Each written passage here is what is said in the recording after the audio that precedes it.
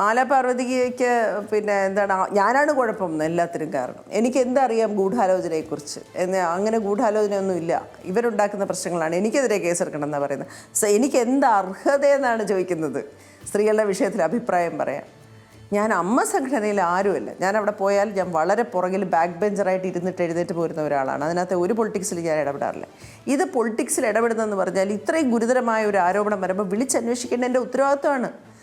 ഞാനൊരു പിന്നെ ആൾക്കാർ എന്നോട് ചോദിക്കില്ലേ, നിങ്ങളെപ്പോലെ ഒരാൾ അവിടെ ഉണ്ടായിട്ട് നിങ്ങൾ എന്തുകൊണ്ട് അന്വേഷിച്ചില്ല എന്ന്.